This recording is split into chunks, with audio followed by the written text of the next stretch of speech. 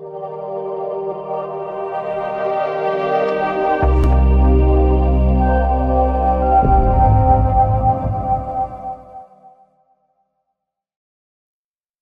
the showers outside, I think it's only fitting that we move into a warm and cozy fireside chat on the topic social enterprise, the design of business for society.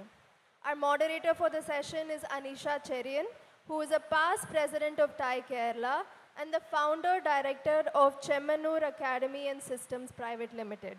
She also co-founded the Raising Our Voices Foundation and is a founding member of Women Entrepreneurs Network.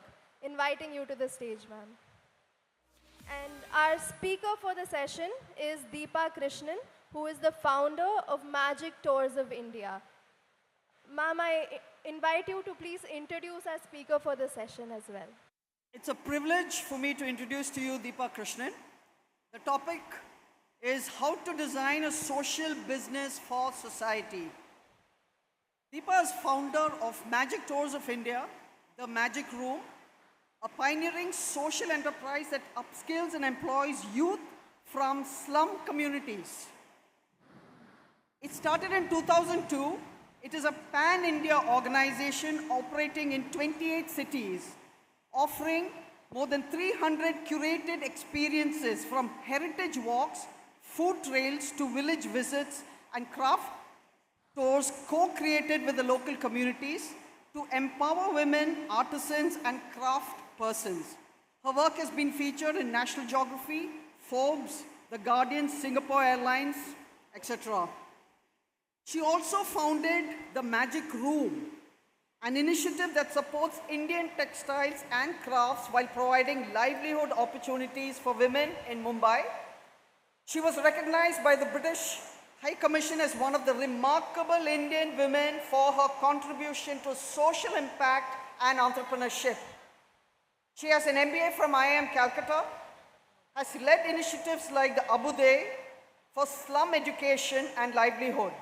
Her writings on sustainability, women's participation appear in many reputed magazines. She has held leadership roles in the corporate sector, consulting for Citigroup, Morgan Stanley, Barclays, and ABN AMRO. Her work has been recognized by the UN.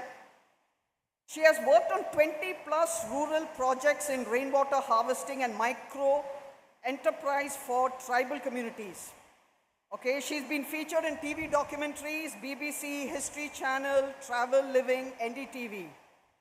So we have with us a multifaceted personality who's also passionate about Bharatanatyam, Indian history, folk art, vegetarian cooking, science fiction. Really, truly a multifaceted personality.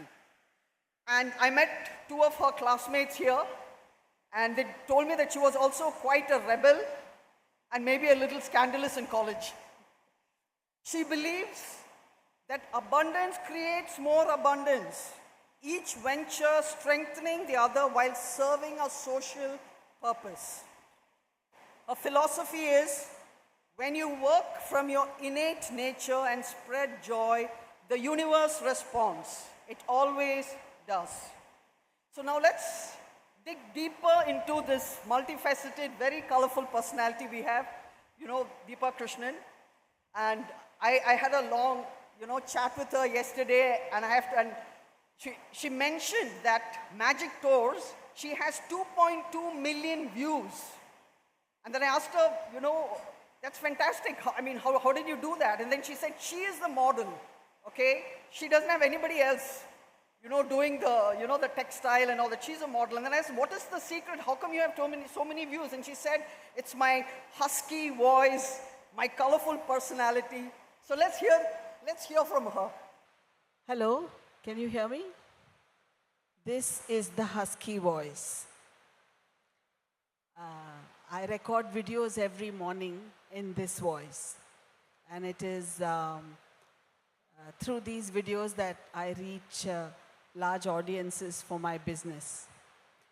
But today, Anisha and I are going to chat not about what business I do, but how I do it. And indeed, why any of us should be in business. what is the purpose of business, why do we do what we do. We had a conversation on it yesterday, and Anisha and I come from opposite points of view. So we discovered each other's points of view yesterday, and I hope you will engage with me when I speak about social enterprise, the purpose of business, about building business for society rather than for oneself. No, okay, Deepa here mentioned that we are, different personalities. I'm coming from a background where I'm extremely structured, logical, very process-oriented thinking. And then, along the way, I meet somebody like Deepa who breaks all that. You sound like my husband. My husband is logical, structured, and I am the creative, free spirit. Deepa, the point is, you break all that and then you show that there is a totally different path where you can be happy along, the entrepreneurial journey and you can make money. And you can make money, yes. So before me, there were 2 sessions here, both of which I found very interesting. The first session was by a bunch of 4 VCs. I don't know if they are still sitting here. And the conversation is all about money. It's about business and success and how much, which business sold for how much amount and how much the VC made. And I sat there thinking to myself that the purpose of business is not to make money for the VC. That is not the purpose of business. We do business as entrepreneurs, we sweat and we burn ourselves. And there needs to be more meaning to our lives and our effort than the mere earning of large amounts of money, although that money is important. So why am I saying this? I'm saying this because very early in life, I heard a phrase. I come from Palakkad, and we are Palakkad Iyer Tamilians. And when we want to talk badly of somebody, we will say, Avana, Bhumiki Bharam. This person is a weight on the planet. Bhumiki Bharam, useless, a burden, and this person's existence is not making a difference to the planet. That phrase somehow has stayed with me. And I feel that when I die, I should not have been that Bhumiki Bharam. That my footfall on this planet has to make sense beyond my bank account. I have a very healthy bank account. I have nothing against bank accounts. But there has to be more. That when I am stepping on this planet, wherever I go, there must be joy. When I come in a room, the people who see me should say, this is a type of life that I want to live. And so I want to explain what life I am living, and then you decide if you want to have that type of life, okay? So I will tell a little bit background.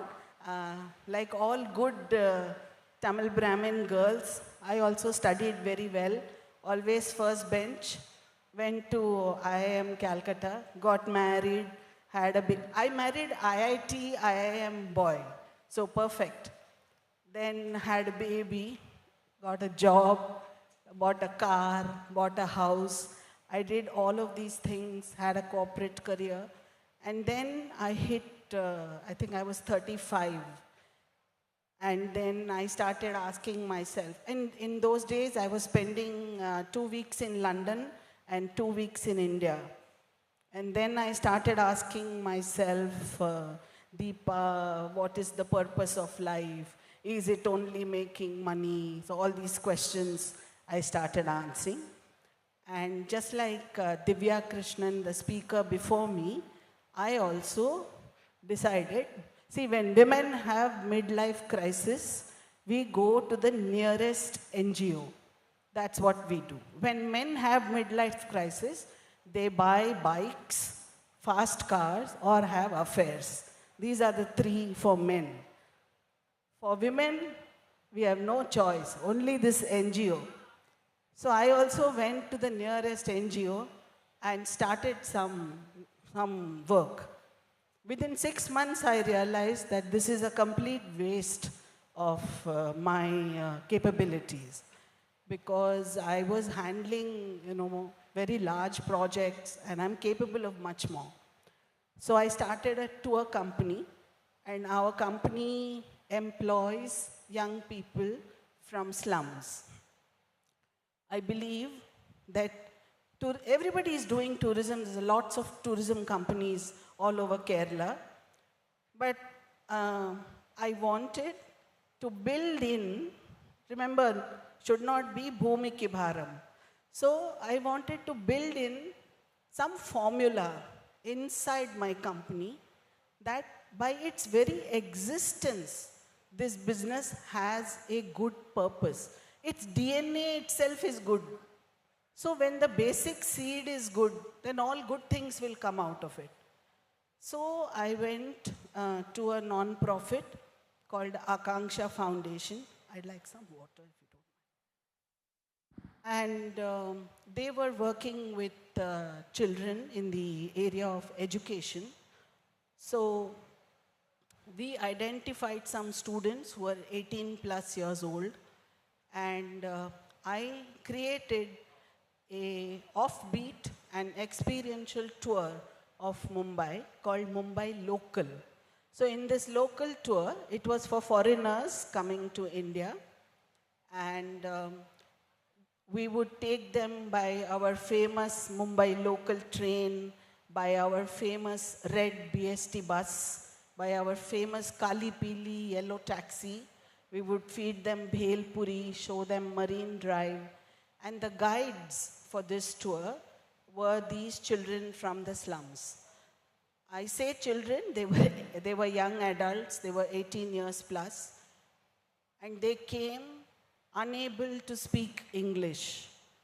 I had identified that if you have a young person without income and capability, and you want to bring them to a position where they are earning 30 to 35,000 rupees a month, then there are three things you have to fix.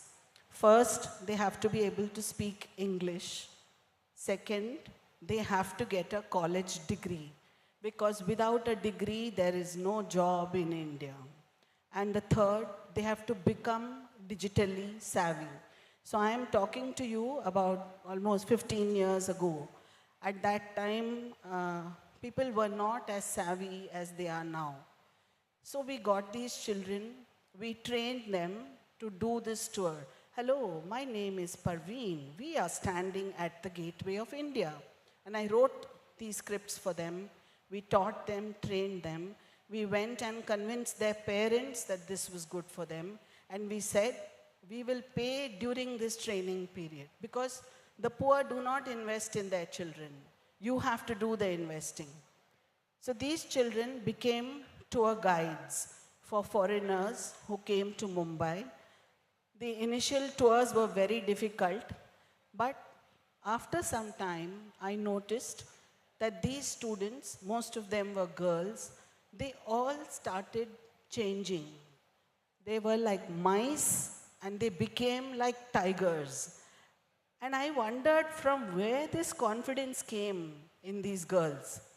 And I realized it's because for 4 hours during the tour, I left them with people who are much older than them, but who are listening to them.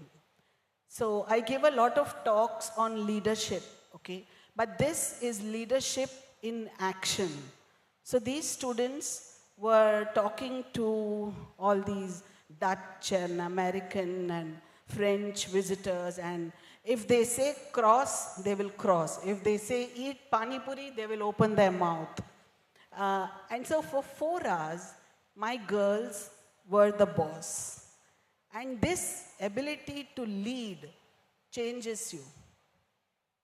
These are girls coming from communities where when they finish school and they come home, they put their heads down and walk.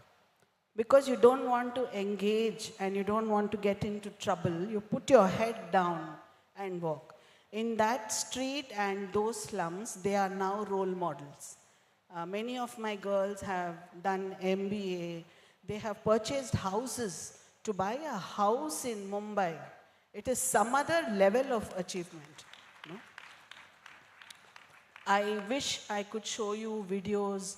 I have so many wonderful, anytime you want, go and see mumbaimagic.com. That's the name of my website, Mumbai Magic. And you will see photos, you will see reviews. I found this concept very transformative.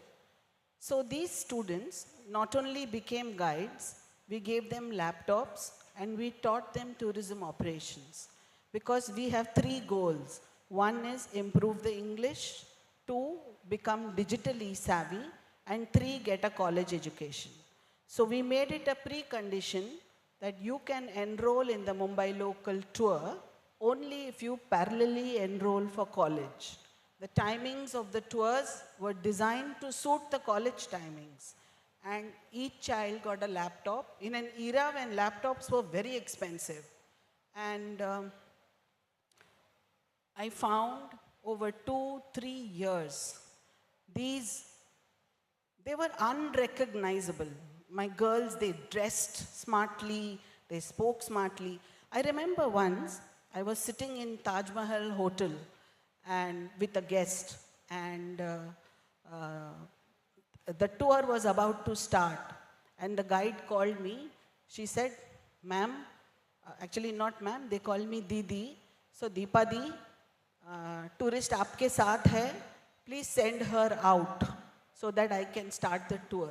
So I said, no, why should I send her out?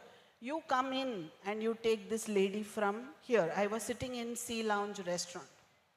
So my girl told me, Didi, humko andar nahi chodenge. They will not, the guards won't let us in at the Taj. And I didn't know what to say, so anyway, I took the guest outside. A few years later, the same girls, they march into any 5-star with a confidence as if this is my house only, you know. And they actually come from small 10 by 10 feet houses. So the tour's been very transformative for their lives. And the pricing model of this tour is a revenue share model. So from what we take from the tourist, a part goes to the guide, part goes to the NGO, where the guide was originally from. A part goes as expenses for the tour, and a part comes to me. The part that comes to me is not sufficient for the tour to break even. But this part, which comes to me, is not important at all, because the kind of publicity that doing this kind of tour has given me far outweighs whatever incomes it brings. So NDTV came to us and said, oh, you are doing this. Lonely Planet came, Frommer's, Four Doors. I got into every tour book because of this. So building social purpose into your business is actually very good for business. It's not that you have to, I did it, I just did it. But in hindsight, I find that in these days of a great deal of noise, it is a great differentiator for your business. And you will do very well to build a social agenda and a story that makes your business stand out. So once we got these kids, we replicated this model in Delhi, where we work with a different set of NGOs. In Jaipur, I work with Tarun Bharat Sangh, which does water management. And after my very inspiring visits to Tarun Bharat Sangh, we started doing water projects in Maharashtra ourselves.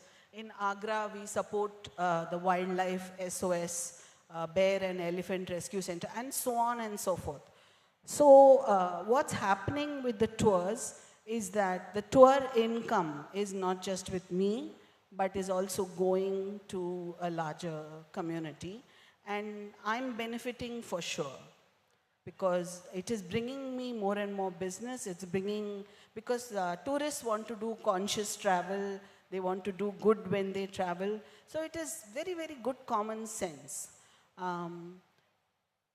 So apart from designing the tour this way, we have built in three policies. So the first policy is flexi time.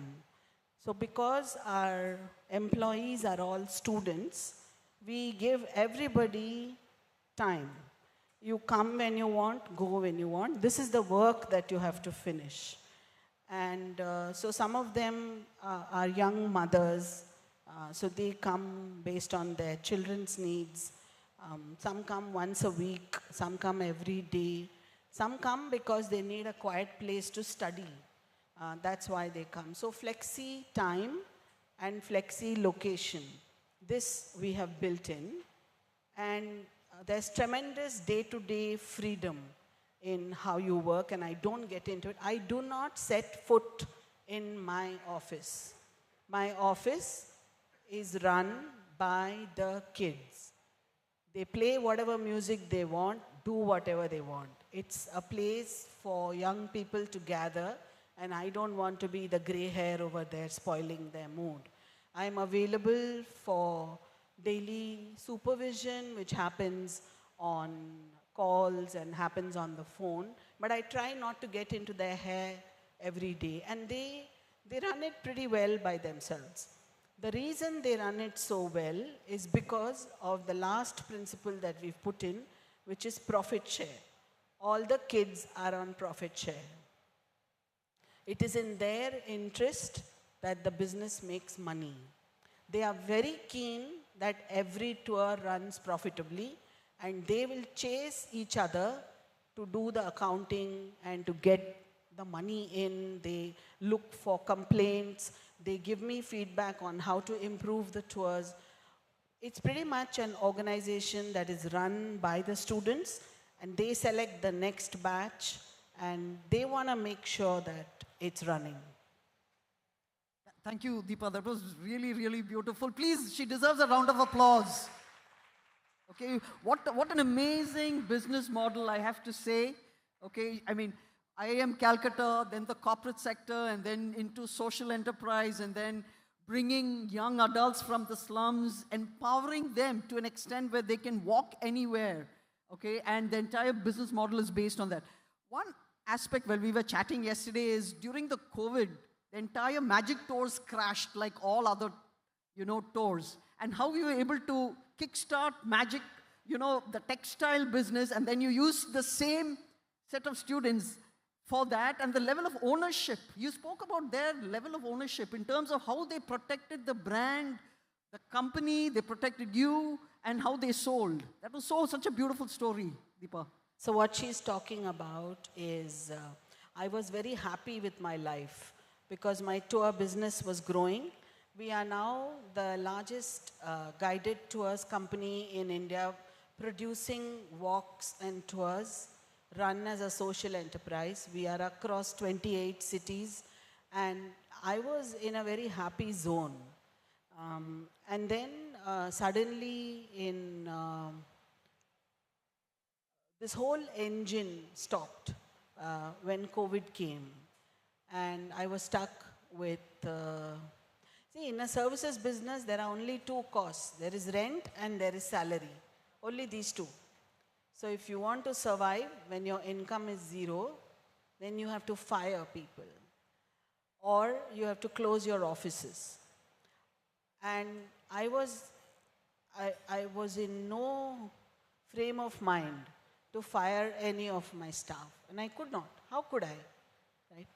So we all sat together and came up with various strategies, and I put everyone on a what we call dal roti salary. So everybody on 10,000 rupees a month I paid, and I said I will keep paying you this till we come back from this crisis. And then I decided that I didn't want my team to scatter because they were very well trained in tourism. By that time, we were a 10 crore business. So it was important for me to retain my team. And it was also important during COVID to bring new income into the company. So then I thought, okay, what the hell can I do now? And I turned to my next passion, which is textiles. I am very, very fond of Indian traditional wear. And I had served on the National Task Force for Handlooms. I had served on the jury of some design schools. I had conducted seminars on handlooms. So I had a lot of experience in handlooms. And I had also started a women's group in the slum for tailoring. So I had 16 women on my hands, and we needed income for them also. So, but I didn't have any money because I was already in minus due to COVID. And so I thought, how am I going to do this? And at that time, something happened. I had a flat, I had a house in Chennai, which we had put on the market, 5-6 years ago before COVID. Not a single soul wanted to buy that flat because behind that flat there was a sewage treatment plant. But suddenly during COVID, my phone rang. One fellow said, "Madam, are you Deepa, madam?" I said, "Yes, I want to buy your flat. I want this flat. Idudha venu, ippave venu." So this only and now itself. So I said, wow, this is damn good. It was, a gift from above. So as soon as Modi ji declared lockdown is over, my husband and I took the first flight and flew to Chennai, sold the apartment. Immediately we got, I think, 92 lakhs. And we split it 50-50 because that flat was in 2 names. So we got half money each. He took half, I took half. Finally, I got about, I think, 45 lakhs. And with this 45 lakhs, I started a new business. What is that business? Textiles. What else did I know? I didn't know anything. And I had only these girls who were from my team. So then fresh training started. I had to train myself how to sell textiles. I had to train my girls how to photograph textiles. I learned to model my own clothes because no money for any model. And I learned Instagram, I opened an account. My God, it's like I was 50, 51, 52 years old, and I had to learn all these new digital skills, and I'm so proud that I did it. So now we have a fabulous page, and we have, this month I had what she quoted, 2.2 million views for my various saris and all this.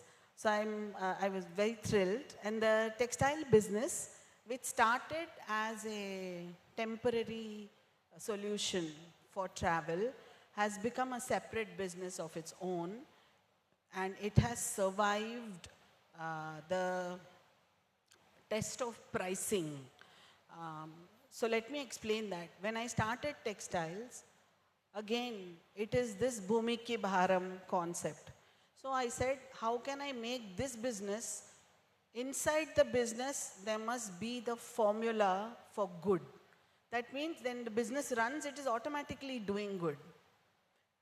So in our textile business, typically if you go to any boutique or person selling these things, when we buy at X, we sell at 2X or 3X. depending on the product. That's the only way that your cost overheads can work. But I had worked directly with artisans and weavers. My heart was with them. So I decided I'm going to try a model where I work with only 30% margin. That is 0.3x. And I knew it was a challenge. I was also cash strapped. So I dug into reserves. Apart from the original 45 lakhs, I put more money, but I stuck to my pricing. The purpose of keeping the pricing like that is so that the final price that the customer pays, the share of the artisan in that price remains substantial. Otherwise, when we do 2x, 3x, then the artisan share really becomes very small. And I've been told that there is no alternative. So in my business, I wanted to say, no, I will do it. I will do it profitably and show you. And every month, we are very, very clear that we must, to the last digit, calculate and keep our gross margins at 30%.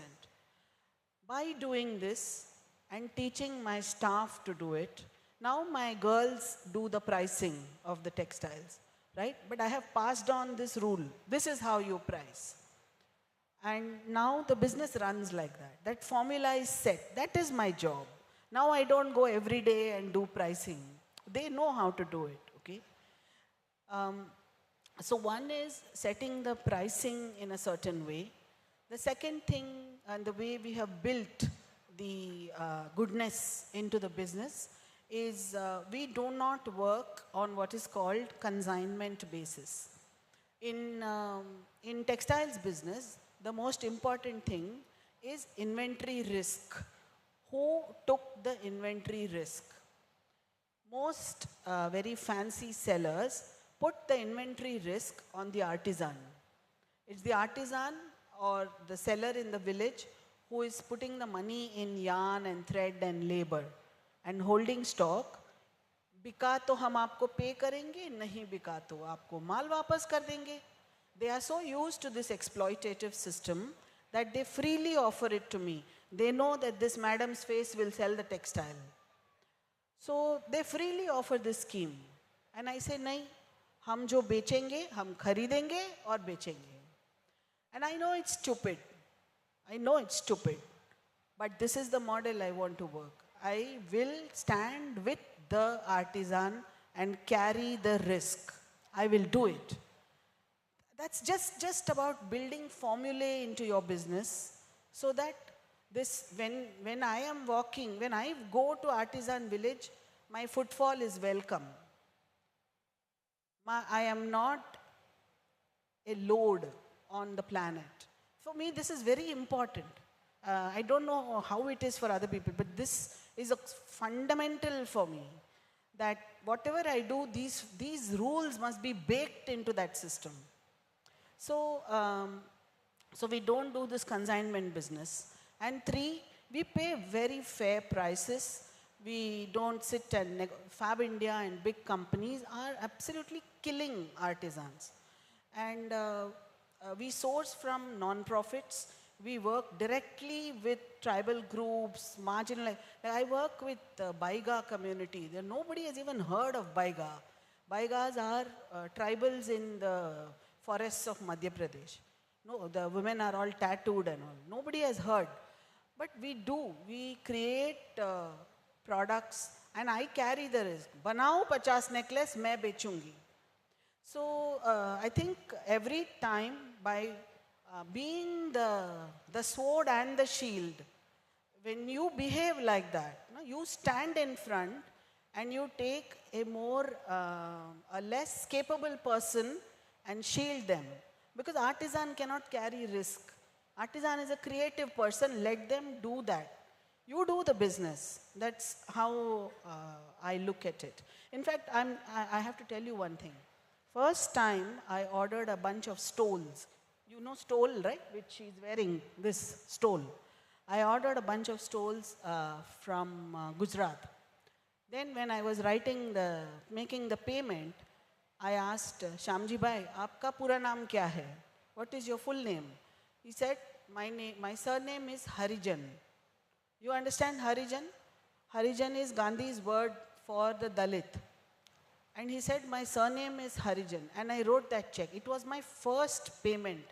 First payment in my new business was to a person whose surname was Harijan. And I realized in that moment that my business is transformative. And that the more I do this, every stole I sell and every product that I put forth, and I will bring some marginalized community to the fore. I'll just stop Deepa. speaking. Huh? I mean, this is such a beautiful story. What a, the fact that you've created, the strategy, the system that you've created is creating amazing social impact. Please, she deserves an amazing round of applause. It's not easy what you're doing, Deepa. I mean, just listening to your story, and we were chatting yesterday, the whole persona sells, but more importantly is, the system that you've built is doing this impactful work, okay?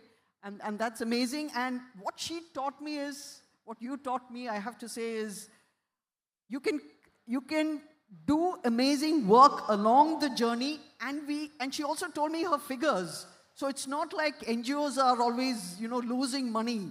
Absolutely not. It's a social enterprise that's doing impactful work, and the figures look amazing. It is highly profitable, and the kind of empowerment you do. Anisha, wait. So I went to IIM Calcutta, okay. So my batchmates, who are all grey hair like me, they have annual incomes anywhere between 1 crore to 5 crores. This is where they are. My sister, who is junior to me by 1.5 years, also IIM graduate, is earning bloody 3 crores every year. So it is always problematic for me when, especially it's my sister, my own sister. It's very problematic when you don't have income, because you have your own batchmates as some sort of benchmark, isn't it? So I decided that at least I must make one. This much at least I should make for my education and for my grey hair. At least this much I should make.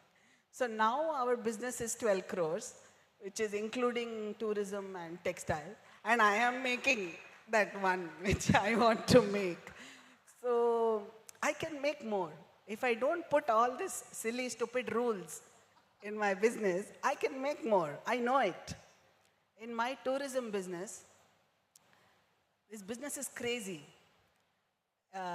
Once in the early days, when I started the tourism business, I got a call from a shopkeeper in Jaipur. Madam ji, वो आपके guest आए थे, आपको मालूम है ना, वो 4.5 लाख का कारपेट लिए थे. So my guest had purchased carpet for 4.5 lakhs from that shop.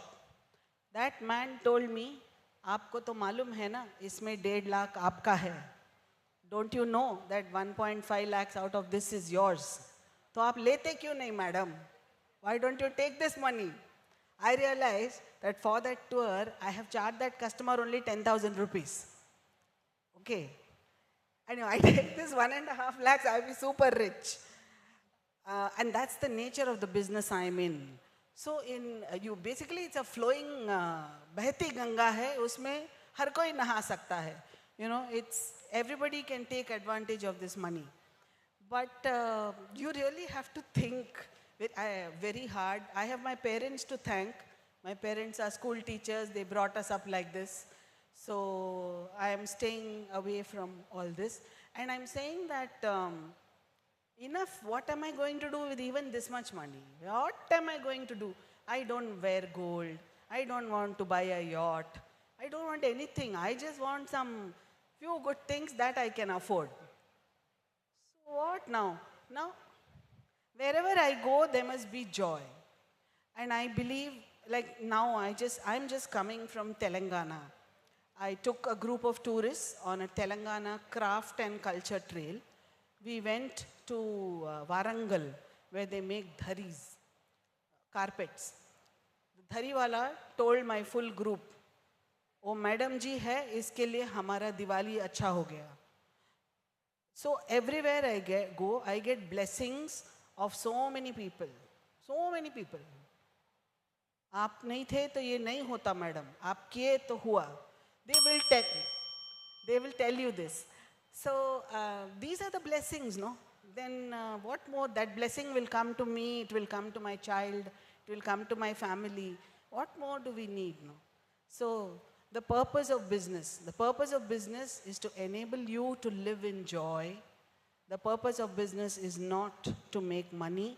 It is particularly not to help VCs make money. The purpose of business is so that every day of your life has meaning and you walk with your head held high. And wherever you go, you have respect of the people who do business with you. Thank you, Deepa. That was really beautiful. We've run out of time. So I did tell her that we have a lot of VCs in the audience. Okay, and I told her, be yourself. It's very important. You need to speak out and be yourself. So thank you, Deepa. That was beautiful. I have to just say, I read in an article what her core philosophy was, and this is what she mentioned in that article. We are programmed to believe that resources are scarce, but I have lived a different belief that the universe has plenty to give.